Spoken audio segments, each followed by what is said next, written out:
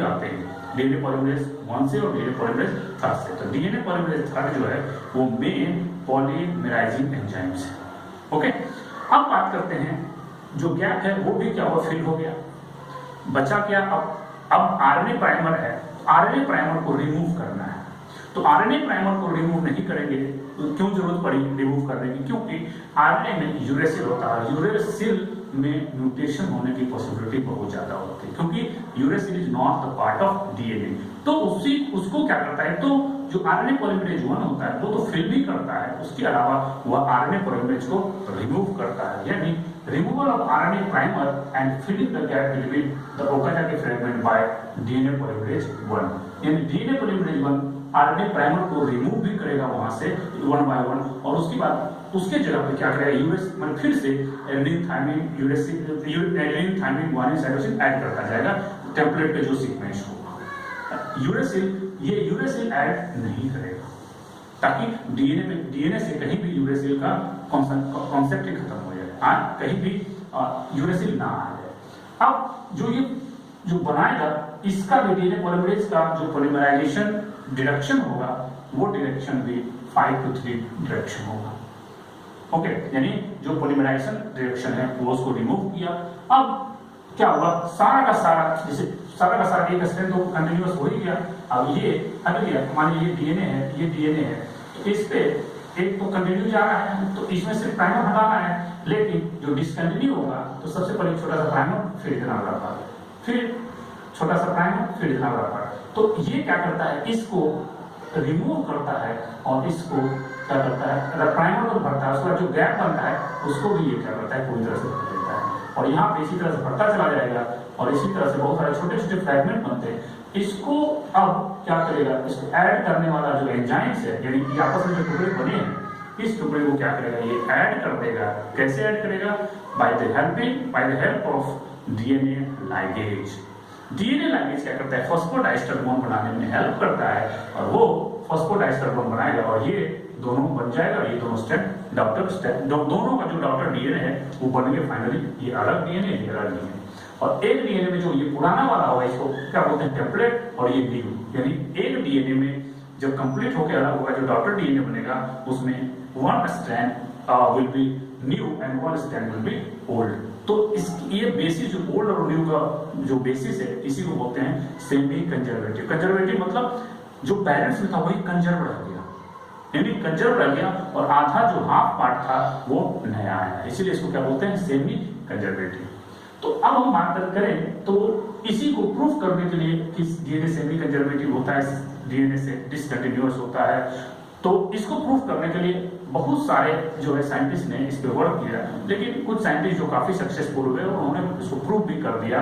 तो हम इसकी बात करें कि जो डीएनए होता है, वो डीएनए की जो प्रॉपर्टी होती है वो 3 प्रॉपर्टी होती है कि डीएनए रेप्लिकेशन जो होता है वो सेमी कंजर्वेटिव होता है, डीएनए रेप्लिकेशन सेमी कंटिन्यूअस होता है, और डीएनए रेप्लिकेशन या तो यूनिडायरेक्शनल होगा या बाइडायरेक्शनल। यानी यूनिडायरेक्शनल का मतलब होता है अगर ये डीएनए है तो अगर एक इसी डायरेक्शन में हो सिर्फ तो इसको बोलते हैं यूनिडायरेक्शनल, और अगर यहाँ से या तो इधर भी हो या एक इधर हो जाए और एक इधर हो जाए, इसको बोलते हैं बाइडायरेक्शनल मूवमेंट। ठीक है, तो बाइडायरेक्शनल मूवमेंट की बात हम लोग करेंगे क्लास में। तो पहले सेमी कंजर्वेटिव जो यहाँ से सबसे ज्यादा क्वेश्चन पूछा गया है नीट में भी, और आगे जब प्रैक्टिस सेट नहीं करेंगे तो यहाँ से क्वेश्चन सबसे ज्यादा आता है कि सेमी कंजर्वेटिव क्यों है, किसने प्रूफ किया, प्रपोज किसने किया। तो सेमी कंजर्वेटिव का जो कॉन्सेप्ट देने वाले साइंटिस्ट थे सबसे पहले इसके बारे में कि डीएनए सेमी कंजर्वेटिव जो रेप्लिकेशन होता है डीएनए का वो सेमी कंजर्वेटिव होता है, तो सबसे पहले प्रपोज करने वाले इस थ्योरी को प्रपोज करने वाले थे Watson and Crick. Watson and Crick आपने पढ़ा होगा कि डीएनए के बारे में उन्होंने ही डबल हेलिक्स बताया था, उन्होंने डिटेल उसके बारे में दिया था।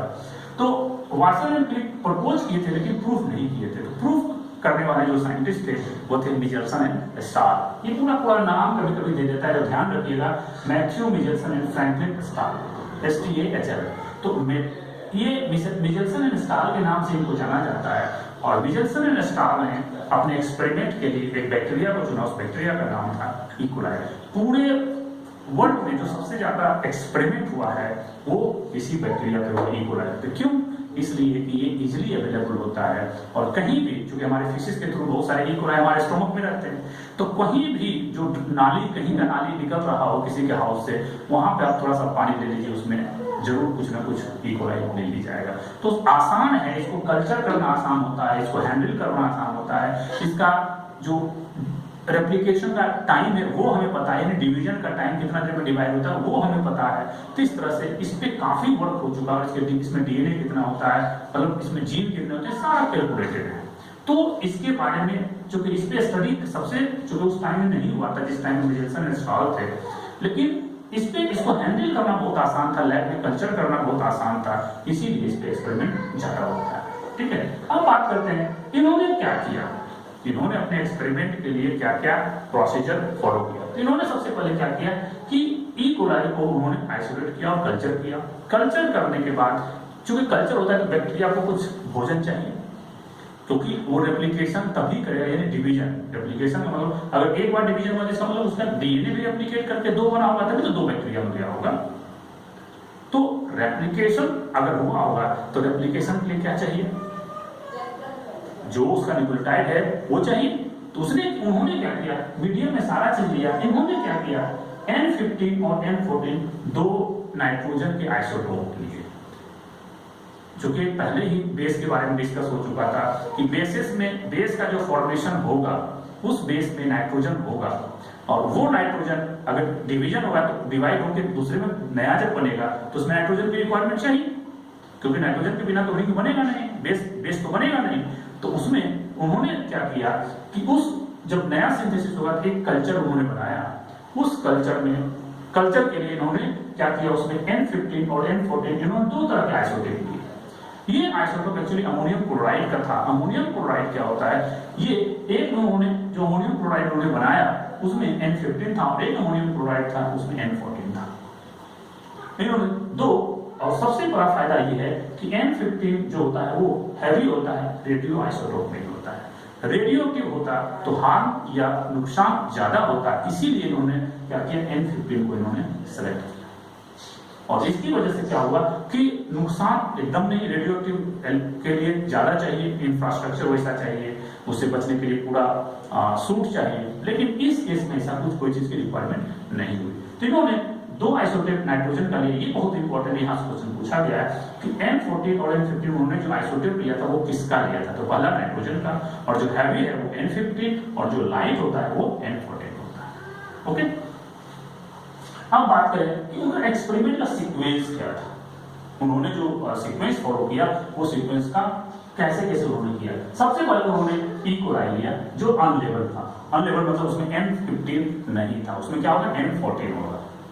क्लियर, नेचुरल कंडीशन में जो हमारे नेचर में होता है वो N14 होता है, N15 बहुत कम अमाउंट में मिलते हैं।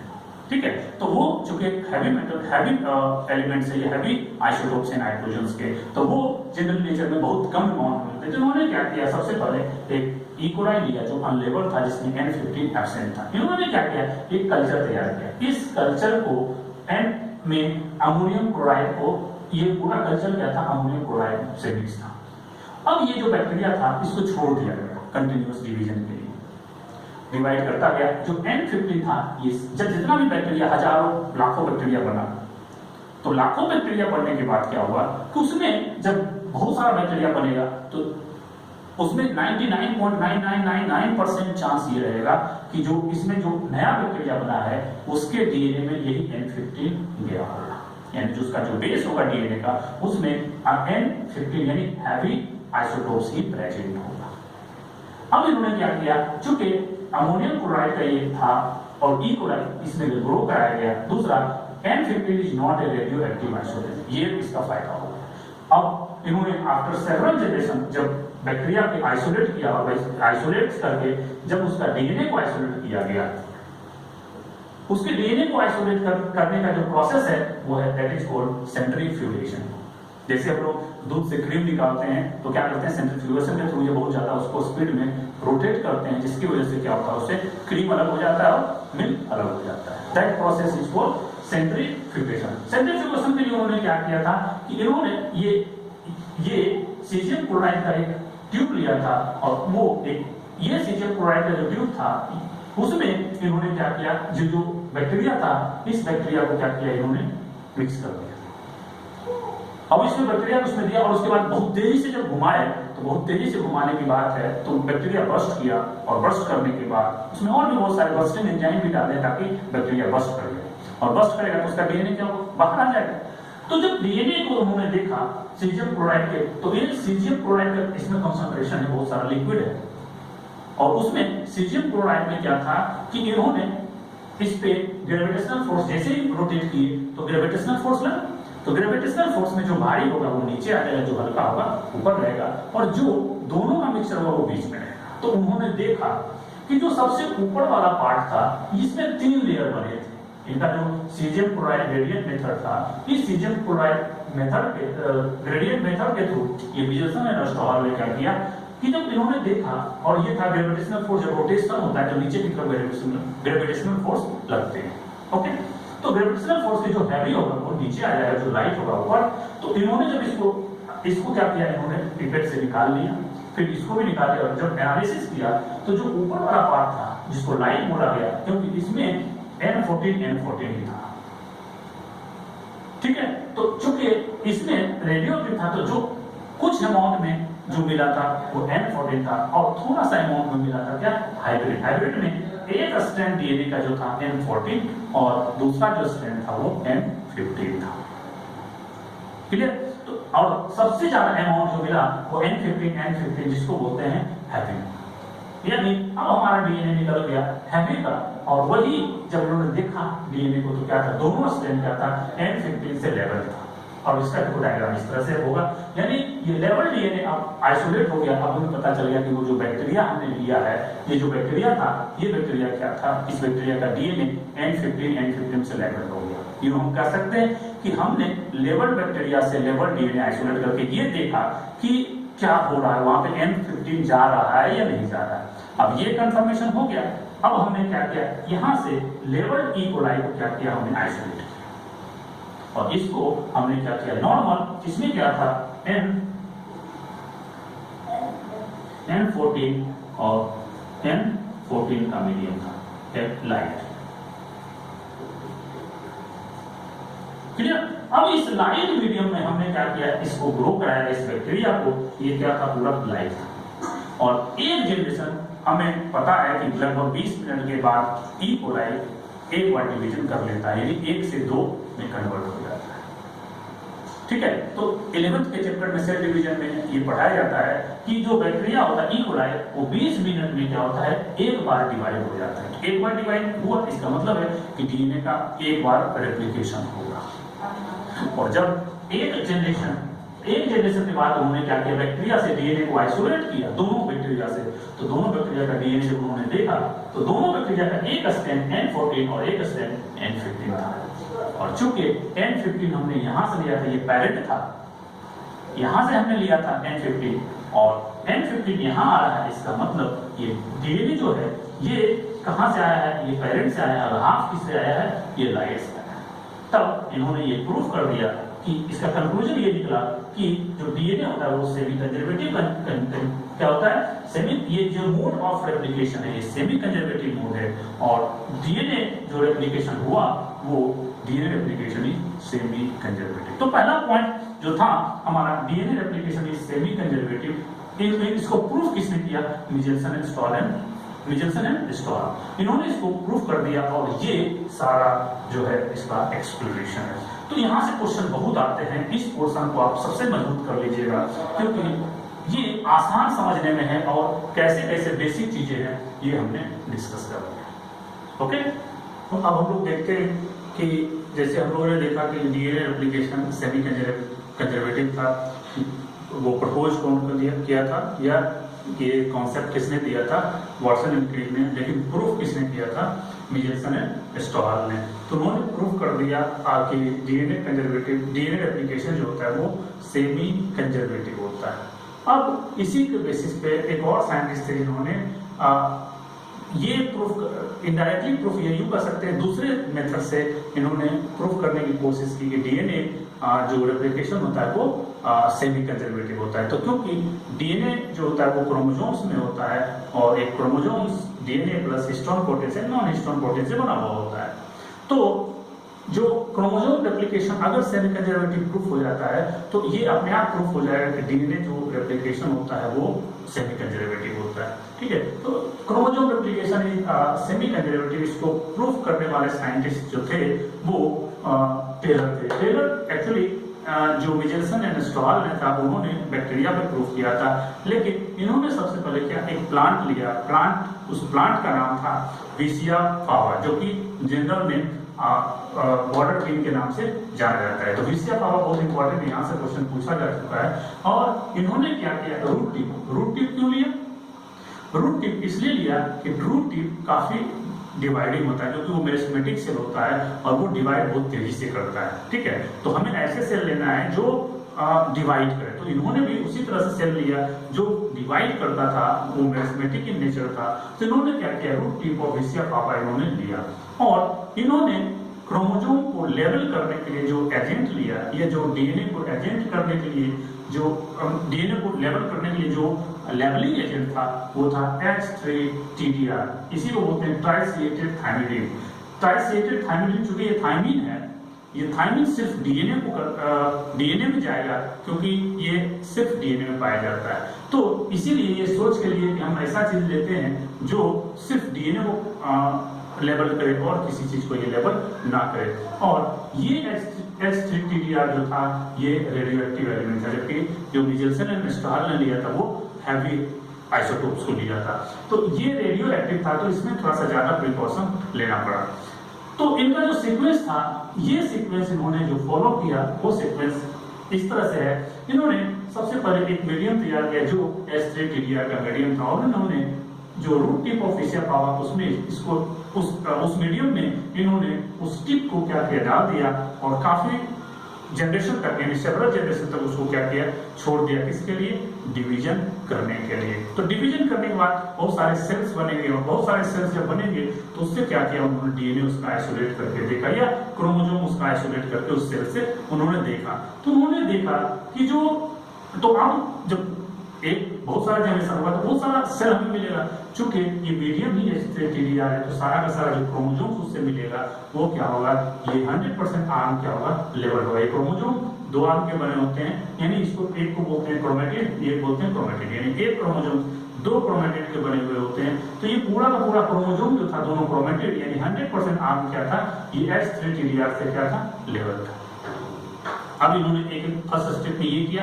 सेकेंड स्टेप में इन्होंने क्या किया, अब चूंकि इनके पास बहुत सारा क्या आ गया, सेल आ गया। उस सेल में जो दोनों क्रोमोसोम्स के आर्म है वो क्या है, ये लेवल्ड है H3TDR से।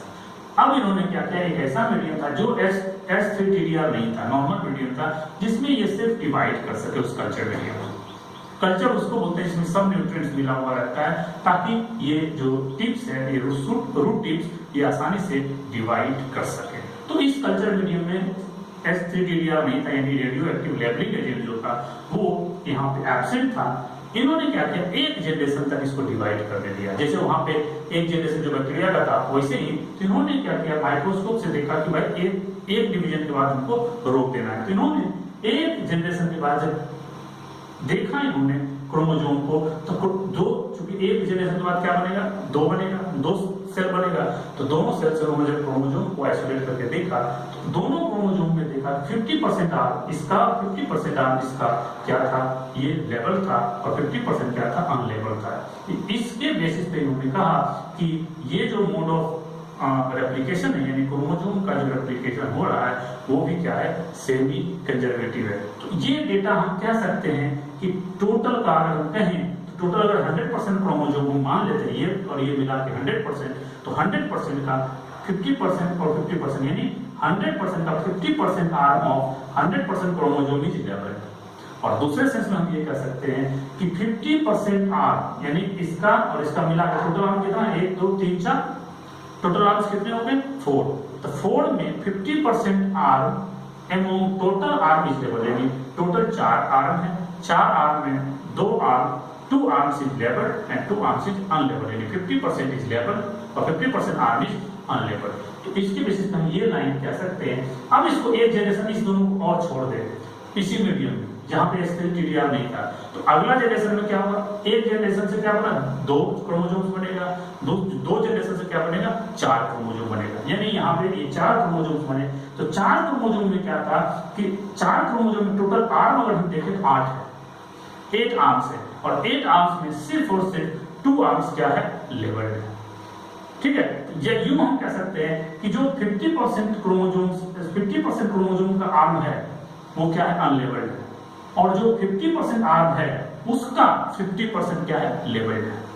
यानी ओवरऑल अगर हम कहें ओवरऑल तो 25% arm among the total arm is लेबर्ड, यानी 8 में क्या है 2 लेबर्ड है, तो एक लेबल के लिए यानी 4 में 1, यानी परसेंट अगर हम निकालेंगे तो उसमें 25%, यानी ये 8 आर्म्स में 25% आर्म्स क्या है लेबर्ड है। ठीक है, तो इसी से क्वेश्चन बहुत सारे क्वेश्चन पूछे जाते हैं, कितना परसेंट कितना जनरेशन, कोई भी हमने बैक्टीरिया लिया या कोई भी हमने ये बॉर्डर बिल का लिया और इसको हमने क्या किया 3 जनरेशन 4 जनरेशन 2 जनरेशन के लिए हमने छोड़ दिया और उसके बाद कितना परसेंट आर्म लेबर्ड होगा, कितना परसेंट आर्म अनलेबर्ड होगा। तो इसी से रिलेटेड हमने एक क्वेश्चन डिस्कस कर दिया ताकि इस थ्योरी को समझने में आसानी होगी, परसेंट कैसे निकालते हैं, कोई आर्म्स कितना परसेंट लेबर्ड होगा, कैसे हम इसको कैलकुलेट करते हैं। तो ये जो क्वेश्चन है देखिए, ये क्वेश्चन जो है ये बहुत इंपॉर्टेंट है। इसमें ये क्वेश्चन ये देखा पूछा गया है कि a hybrid DNA having 1 heavy and 1 lighter, hybrid है, एक लाइटर होगा और एक हैवी होगा, जो दोनों N14 N15 से लेबल्ड है। उसी तरह से हम यहाँ भी मान लेंगे कि वो H3 TDR से एक लेबल्ड है और एक नॉर्मल है जिसमें H3 TDR नहीं है।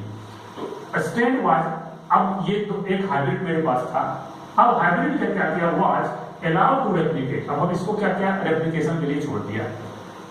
कहां in lighter medium, allow to replicate in lighter medium जहां पे N15 नहीं है सिर्फ N14 है। अब क्या बोल रहा है after 3 generation which of the following is correct. अब आफ्टर 3 जनरेशन की अगर हम बात करें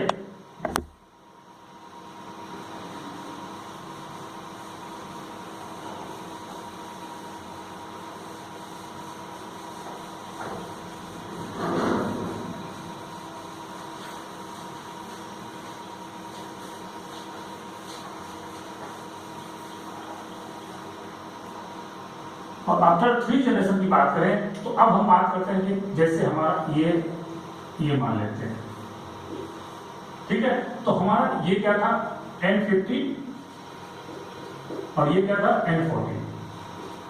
ओके, अब ये जनरेशन क्या हुआ हमारा एक स्ट्रैंड मात्र क्या है लेबल्ड है। ठीक है, अब इसको क्या किया इन्होंने फर्स्ट जनरेशन 3 जनरेशन बोला था, फर्स्ट जनरेशन में क्या हुआ एक से अब पूरा एक क्रोमोसोम मान लेते हैं या एक डीएनए मान लेते हैं, एक डीएनए क्या बनेगा 2 डीएनए, तो मान लेते हैं इस तरह से बना एक डीएनए और दूसरा डीएनए।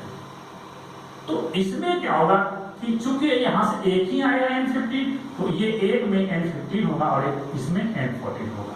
अब चूंकि मीडियम क्या है लाइटर N14, यानी दूसरा जो बनेगा वो N14 होगा और N14 होगा।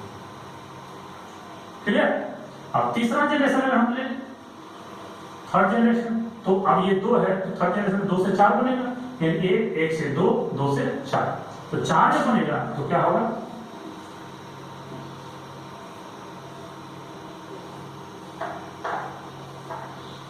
तो इसमें सिर्फ एक में N15 आएगा, बाकी में क्या होगा N14 है।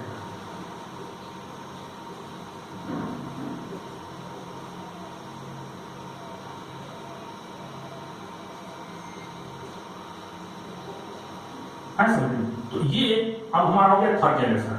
फोर्थ जनरेशन में इसी तरह से जब जाएंगे, यानी क्या बोला 3 जनरेशन में, चलो हो गया। तो 3 जनरेशन के बाद हमारा सिर्फ और सिर्फ एक आर्म्स क्या है लेबल्ड है, बाकी क्या है अनलेबल्ड है। तो टोटल अगर आर्म्स हम देखें टोटल आर्म्स कितना है तो ये 2 यानी 2 2 4 2 6 2 8, यानी आर्म्स टोटल आर्म्स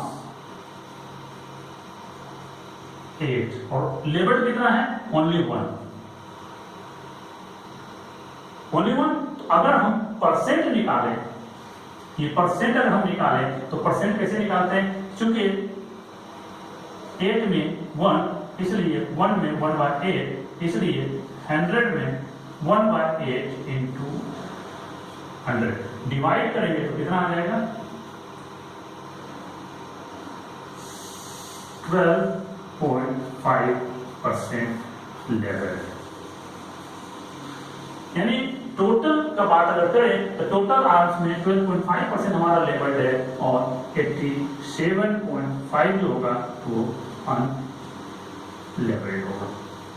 तो अब इस क्वेश्चन में हम देखें, अब ये पूछ रहा है क्वेश्चन का पहला ऑप्शन क्या बोल रहा है, only one molecule of DNA will have one heavy and one lighter strand and rest have both lighter strand.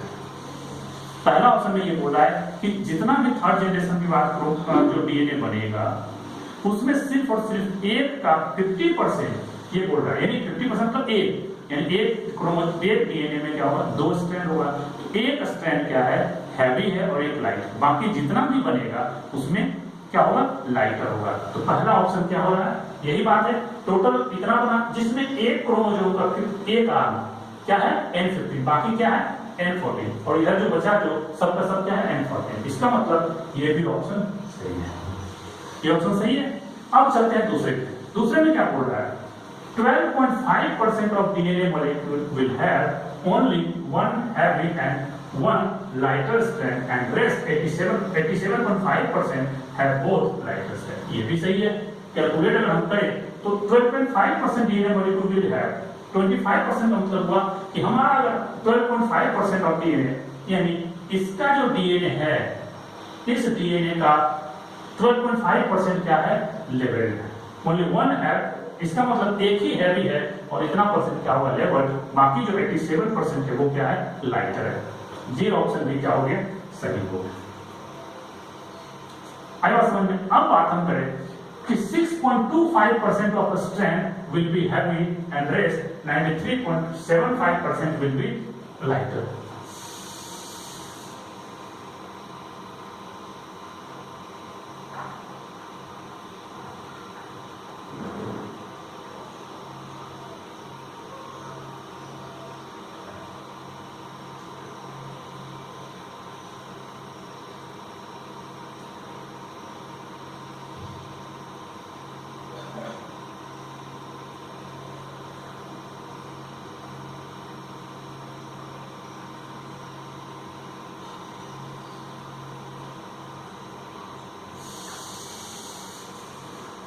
तो ये क्वेश्चन में क्या हुआ, ये दोनों जो आंसर होगा ये सही होगा। तो यहाँ पे अगर हम ऑप्शन चेंज कर दें, यहाँ पे हम लिखते हैं बोथ या मोर देन वन, तो इसका आंसर होगा ये 6.25% of the strand will be heavy and rest 93.5।